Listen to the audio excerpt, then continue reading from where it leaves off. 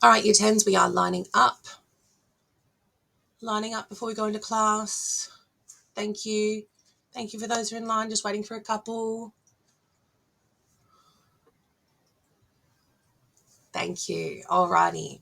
Before we go into class, I need someone to tell me, how do we go into class? Especially after recess and lunchtime. We come into the class calmly, and who said quietly? Very good. Calmly and quietly. That is how we enter the classroom. And what are the 3 things we do once we enter the classroom?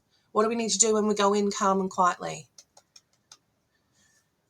Michael, take our hats off. Well done. And one more thing. Sally, grab our folders. Very good. There is one more thing that we need to do when we enter the classroom. We grab our hats, we grab our folders, and where do we sit? In our seating plan. Very good. Alrighty, so calmly and quietly, hats, folders, seating plan. In we come. Calmly and quietly, hats, folders, seating plan. Very good. Thank you. Calmly and quietly. Alrighty, thank you those who've come in and followed the instructions. We have our folders and we're sitting in our seating plans and we have our hats off. Thank you. As you know, we've been working on the circulatory system. Can someone tell me, what is the purpose of the circulatory system? What does it do? Michael, it pumps blood around our body. Good, very good. Can someone tell me why this is important? Why does the blood need to get pumped around our body? To move oxygen around. Very good. It also removes, Sammy, wastes. Very good. Like CO2. Very good. Very good. Alrighty. So we're going to watch a quick video on how a heart dissection works, and then we're going to get started. While we're watching the video, I want you to note 2 safety procedures for me. How many safety procedures are we noting, James? 2. Good listening. All right. I'm going to watch the video now. What are we looking for when we're looking at a heart? What are the main features of a heart? Yes. Maddie. There are 4 chambers. Very good. And what else will we be looking for when we look at our hearts? Sally. The main aorta. Good. How do we tell the difference between a vein and an artery? The thickness. Very good. Can I get, James, what are we identifying? The chambers. Very good. What else are we identifying? The aorta and some valves. Very good. Alrighty.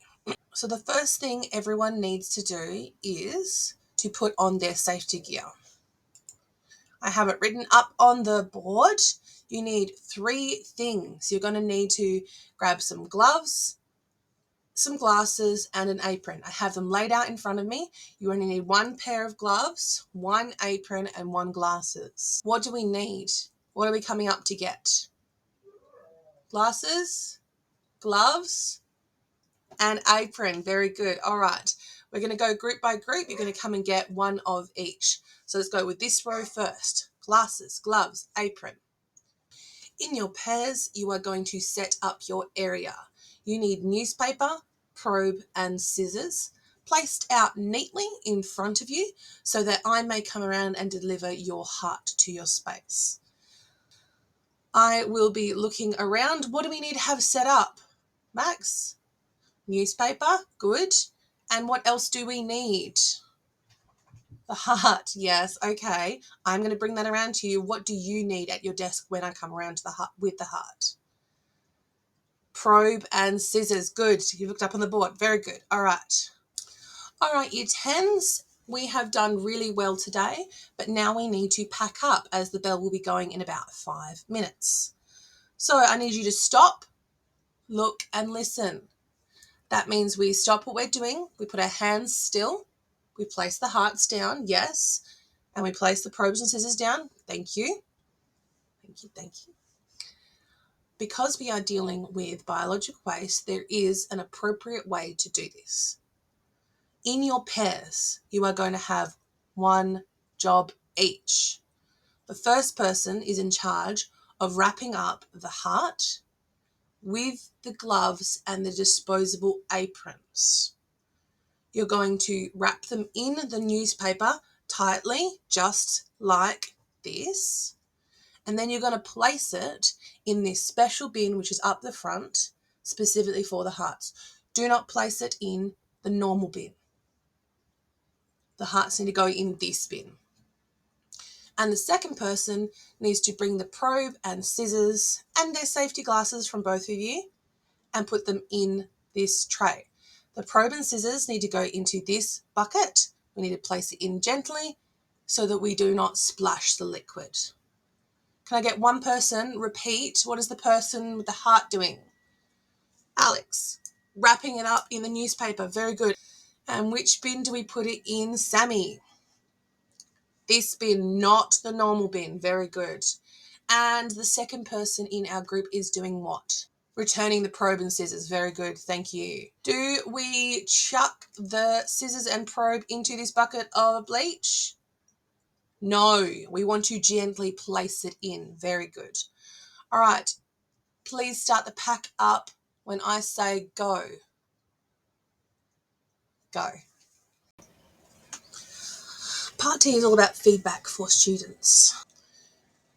So the main part of feedback is making sure students are able to correct and improve on their current knowledge and skills that they have shown you.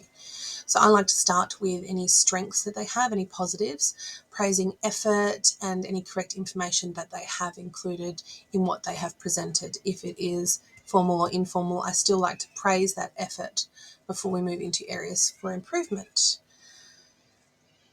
Then I look at it needs to be exactly focused on the detail the student missed or the skill that they need to show and explicitly explaining that.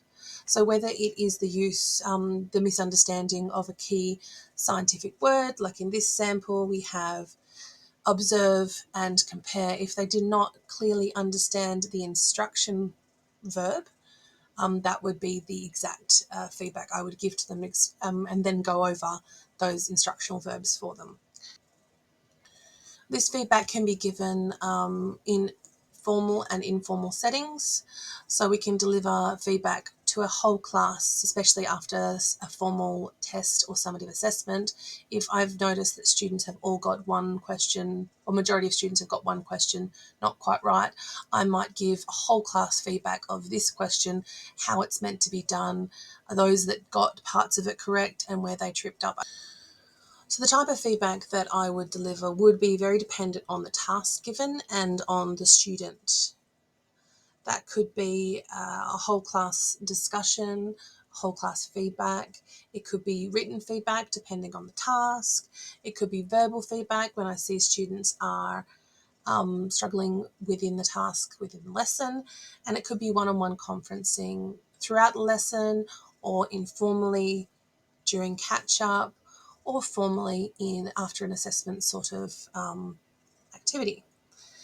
That would obviously focus on first their strengths and areas that they have done well, praising effort and correct remembering of details and information that they have grasped, and then moving into info that they need to improve upon and skills and areas that they need to improve upon. Catering for diverse learners, I would allow students to present information in multiple formats. So this means that they could utilise any of their own skills, strengths, creativity to present the knowledge that they do have. This could be in the form of a PowerPoint, a poster. They could do a recording of themselves doing an oral presentation and submit that. The feedback needs to be clear and concise, and the information is got to be clear on how the student can improve on their current performance. I would be giving regular, constant, informal feedback throughout a lesson while students are working and while students are engaging in the topic, activities and tasks set to them. Formal feedback tends to come with a formative assessment or a summative assessment where they have a written comment on that assessment that is clear and concise on how they can improve and what information they have neglected to include.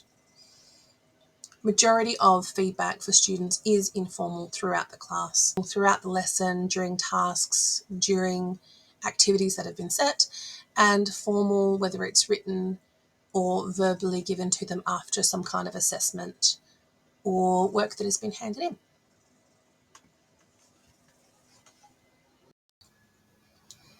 Part 3 is all about adjustments made for students with diverse backgrounds and diverse needs in the classroom.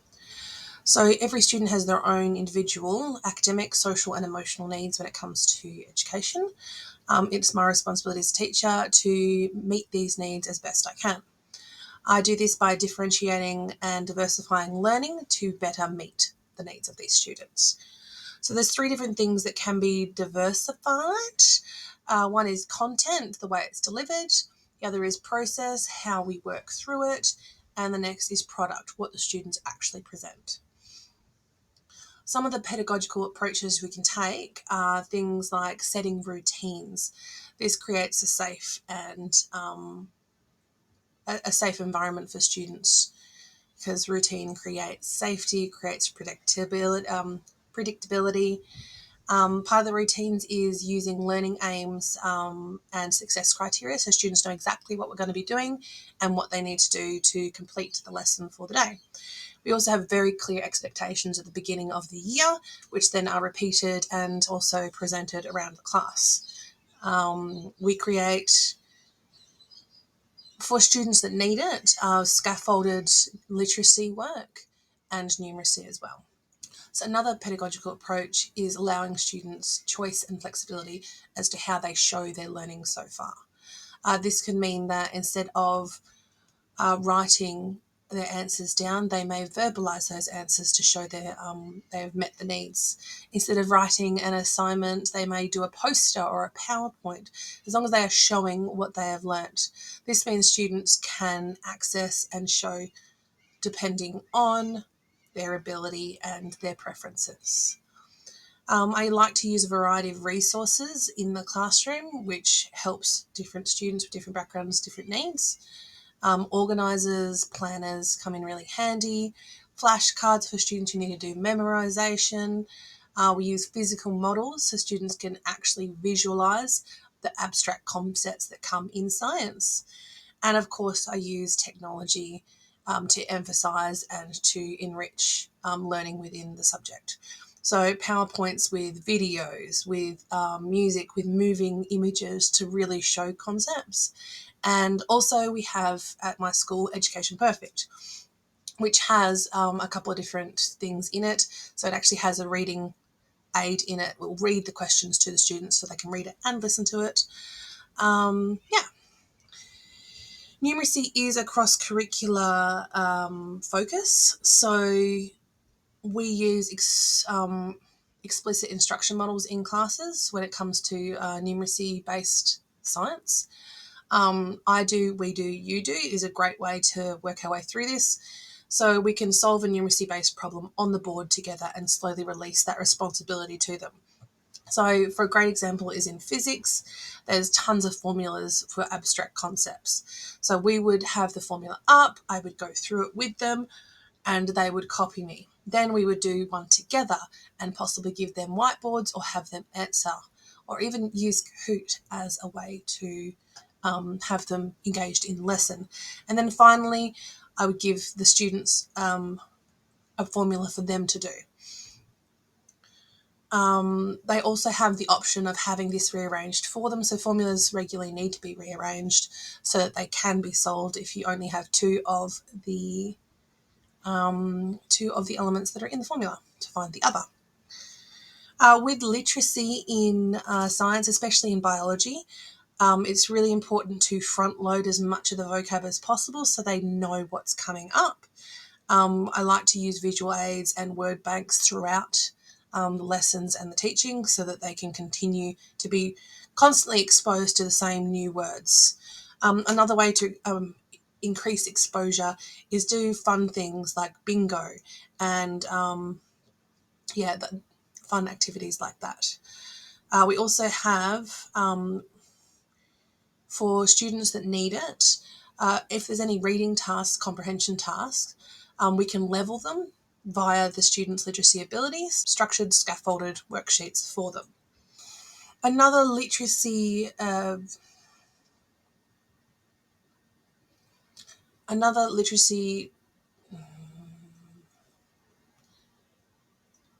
so a student may not understand the command question, but they do know the answer as soon as that is explained to them. So a word like explain means why. So it is really important to consider all these adjustments we're teaching in classroom. There are more as well, but I've just touched on a few.